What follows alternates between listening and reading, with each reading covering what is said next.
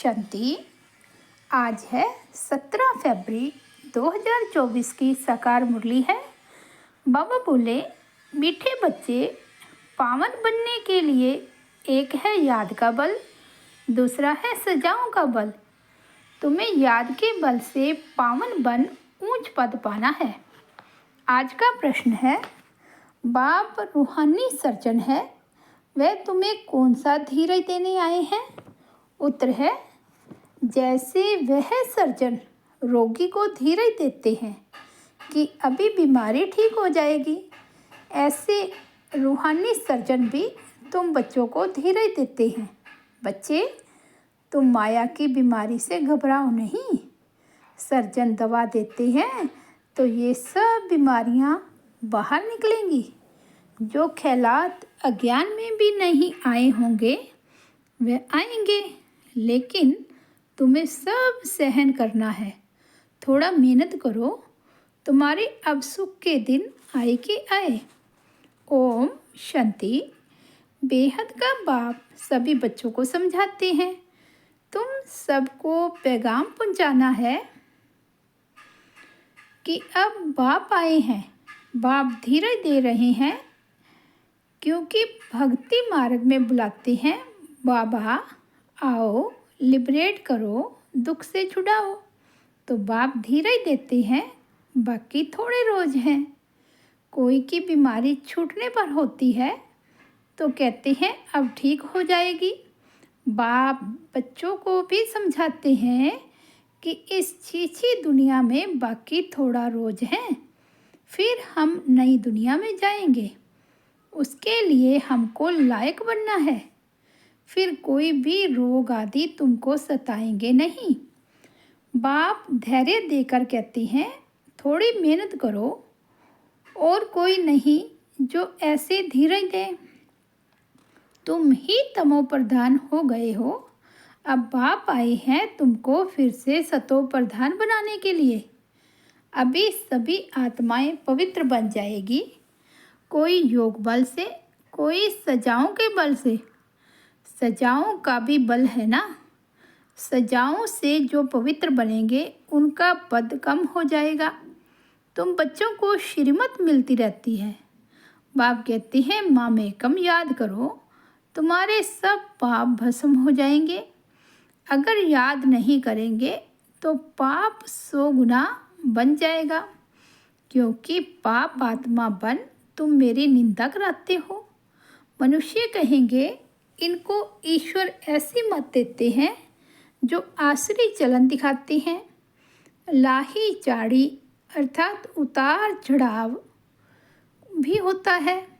बच्चे हार भी खाते हैं, अच्छे अच्छे बच्चे भी हार खाते हैं, तो पाप कटते ही नहीं हैं, फिर भोगना भी पड़ता है। यह बहुत छीछी दुनिया है, इसमें सब कुछ होता रहता है।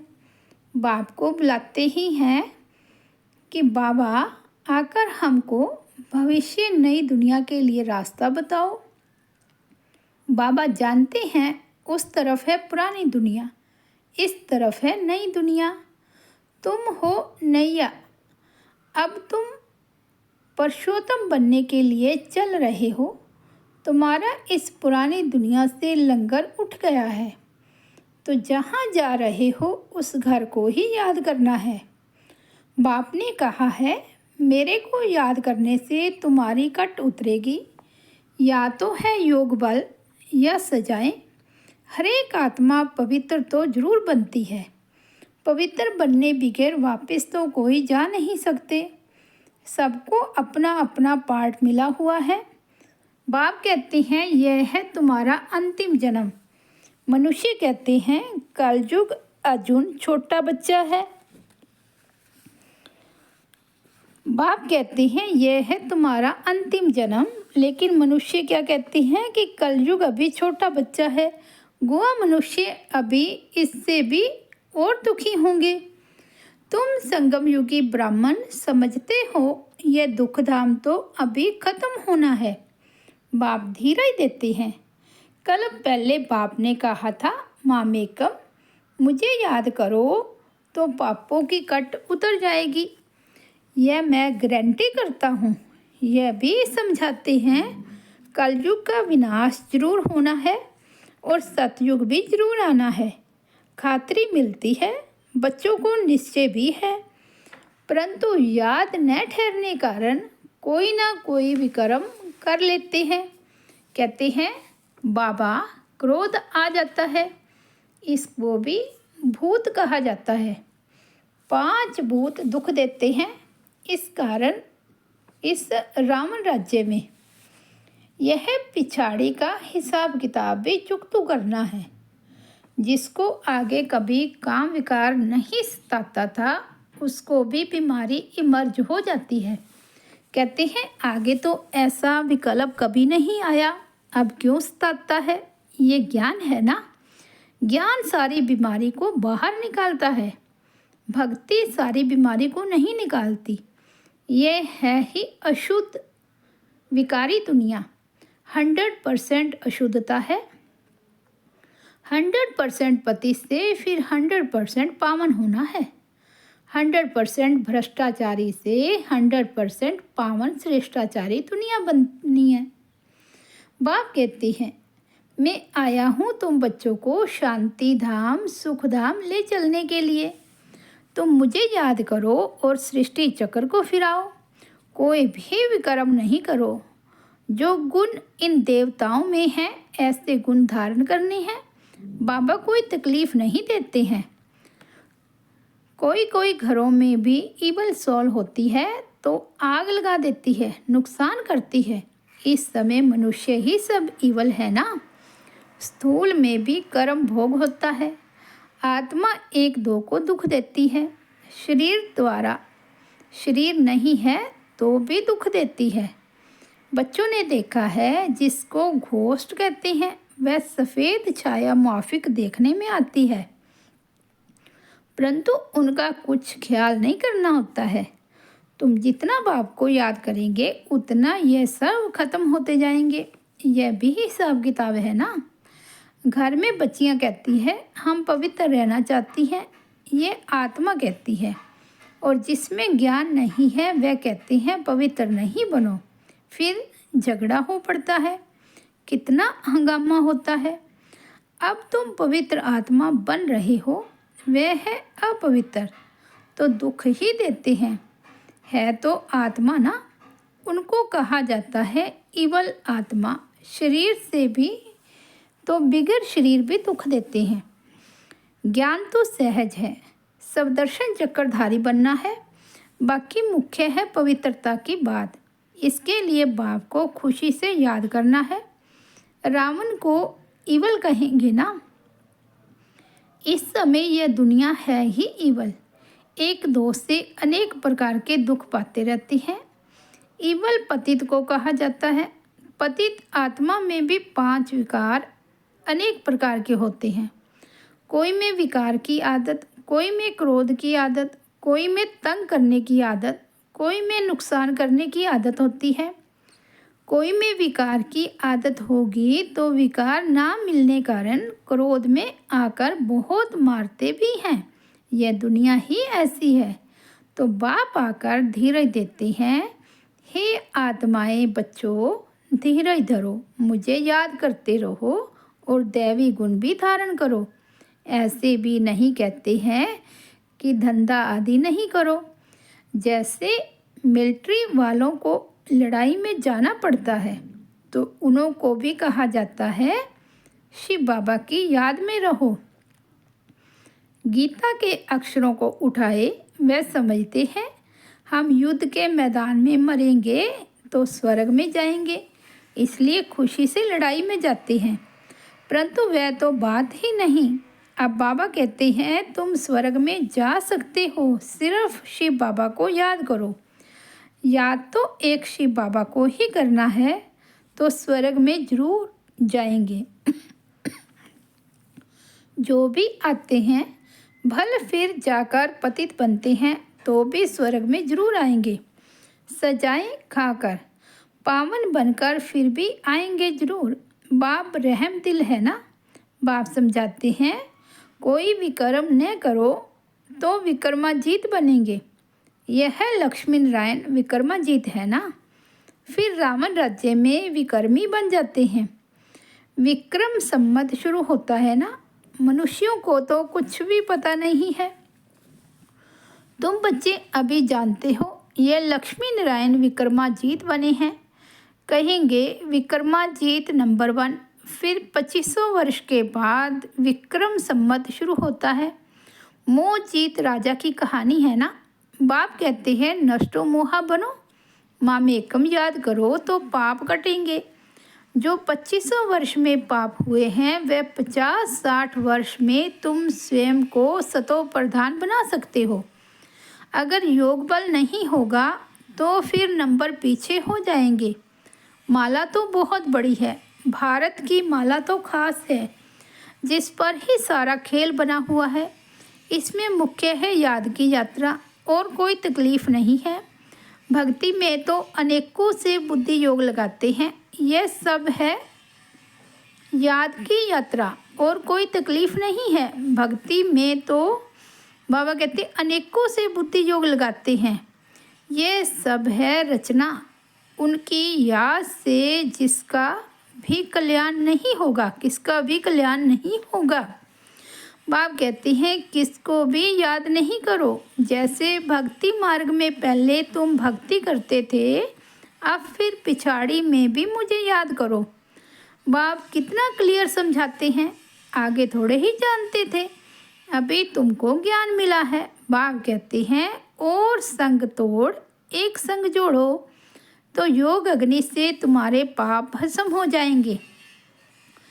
पाप तो बहुत करते आए हो, काम कटारी चलाते हो, एक दो को आदि मध्य अंत दुख देते आए हो। मूल बात है काम कटारी की। यह भी ड्रामा है ना। ऐसे भी नहीं कहेंगे ऐसा ड्रामा क्यों बना। यह तो अनादि खेल है, इसमें मेरा भी पार्ट है। ड्रामा कब बना कब पूरा होगा यह भी नहीं कह सकते। यह तो आत्मा में पार्ट भरा हुआ है। आत्मा की जो स्लेट है वह कब घिसती नहीं है। आत्मा अविनाशी है, उसमें पार्ट भी अविनाशी है। ड्रामा भी अविनाशी कहा जाता है। बाप जो पुनर्जन्म में नहीं आते हैं वो ही आकर सब राज समझाते हैं। सृष्टि के आदि मध्य अंत का राज कोई भी नहीं समझ सकते,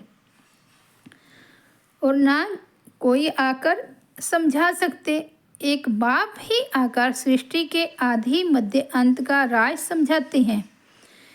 न बाप का एक्यूपेशन न आत्मा का, कुछ भी जानते नहीं। यह सृष्टि का चक्कर फिरता ही रहता है। अब पुरुषोत्तम संगम युग है, जब सब मनुष्य मात्र उत्तम पुरुष बन जाते हैं। शांति धाम में सब आत्माएं पवित्र उत्तम बन जाती है। शांति धाम पावन है ना। नई दुनिया भी पवित्र है, वहाँ शांति तो है ही। फिर शरीर मिलने से पाठ बजाते हैं। यह सब हम जानते हैं। हरेक को पाठ मिला हुआ है, वह हमारा घर है, शांति में रहते हैं। यहाँ तो पाठ बजाना है। अब बाप कहते हैं भक्ति मार्ग में तुमने मेरी अव्यभिचारी पूजा की, दुखी नहीं थे। अभी व्यभिचारी भक्ति में आने से तुम दुखी बन पड़े हो। अब बाप कहते हैं दैवी गुण धारण करो, फिर भी आश्री गुण क्यों।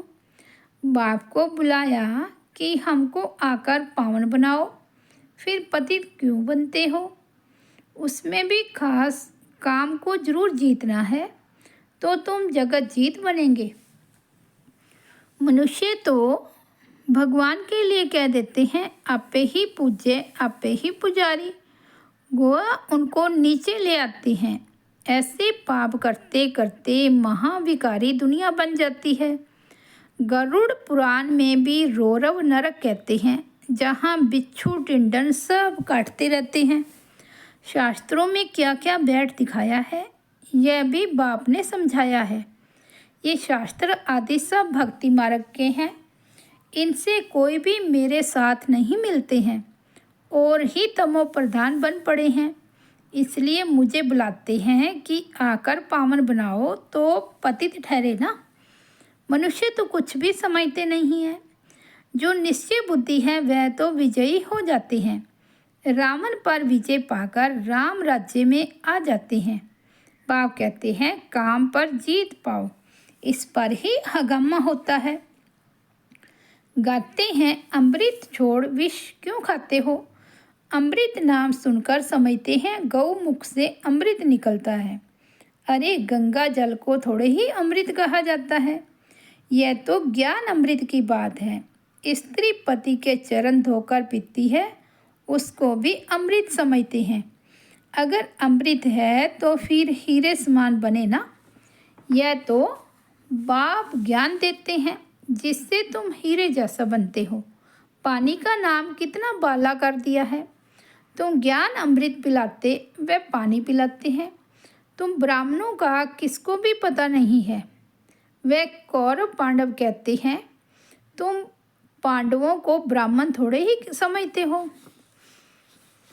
गीता में ऐसे अक्षर है नहीं जो पांडवों को ब्राह्मण समझे। बाप बैठ सब शास्त्रों का सार समझाते हैं। बच्चों को कहते हैं शास्त्रों में जो कुछ पढ़ा है और जो कुछ मैं सुनाता हूँ उसको जज करो। तुम जानते हो आगे हम जो सुनते थे वह रॉन्ग था, अब राइट सुनते हैं। बाप ने समझाया है तुम सब सीताएं अथवा भक्तियाँ हो। भक्ति का फल देने वाला है राम भगवान। कहते हैं मैं आता हूँ फल देने। तुम जानते हो हम स्वर्ग में अपार सुख भोगते हैं। उस समय बाकी सब शांति धाम में रहते हैं। शांति तो मिलती है ना, वहाँ विश्व में सुख शांति पवित्रता सब कुछ है। तुम समझाते हो जबकि विश्व में एक धर्म था तब ही शांति थी, फिर भी समझते नहीं हैं। ठहरता कोई मुश्किल है, पिछाड़ी में बहुत आएंगे, जाएंगे कहाँ, एक ही हट्टी है। जैसे दुकानदार की चीज़ अच्छी होती है तो दाम एक होता है। ये तो शिव बाबा की हट्टी है, वह है निराकार। ब्रह्मा भी जरूर चाहिए। तुम कहलाते हो ब्रह्मा कुमार कुमारियाँ, शिव कुमारियाँ तो नहीं कहला सकते हो। ब्राह्मण भी जरूर चाहिए, ब्राह्मण बनने बगैर देवता कैसे बनेंगे। अच्छा, मीठे मीठे सिक्के लदे बच्चों प्रति माता पिता बाप दादा का याद प्यार और गुड मॉर्निंग। रूहानी बाप की रूहानी बच्चों को नमस्ते। हम रूहानी बच्चों की रूहानी बाप दादा को याद प्यार गुड मॉर्निंग और नमस्ते। धारणा के लिए मुख्य सार। फर्स्ट पॉइंट है देवताओं जैसे गुण धारण स्वयं में धारण करने हैं। अंदर जो भी इवल संस्कार है, क्रोध आदि की आदत है, उसे छोड़ना है। विक्रमाजीत बनना है, इसलिए अब कोई भी विक्रम नहीं करना है। सेकंड पॉइंट है हीरे समान श्रेष्ठ बनने के लिए ज्ञान अमृत पीना और पिलाना है। काम विकार पर संपूर्ण विजय पानी है। स्वयं को सतो प्रधान बनाना है। याद के बल से सब पुराने हिसाब किताब चुकतू करने हैं। वरदान है बुद्धि को मेरेपन के फेरे से निकाल, उलझनों से मुक्त करने वाले न्यारे ट्रस्टी भव। बुद्धि को मेरेपन के फेरे से निकाल, उलझनों से मुक्त रहने वाले न्यारे ट्रस्टी भव। जब बुद्धि कहाँ भी उलझन में आती है तो समझ लो जरूर कोई ना कोई मेरापन है। जहाँ मेरा आया वहाँ बुद्धि का फेरा हुआ।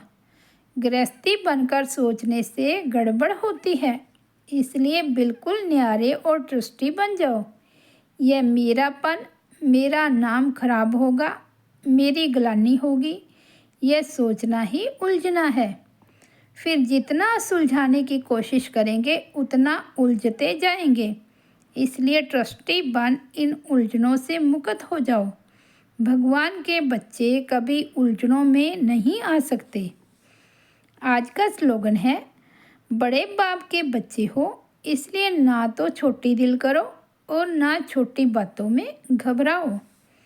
अच्छा, ओम शांति। तो ये थे प्यारे बाबा के 17 फरवरी 2024 के अनमोल महावाक्य। ओम शांति।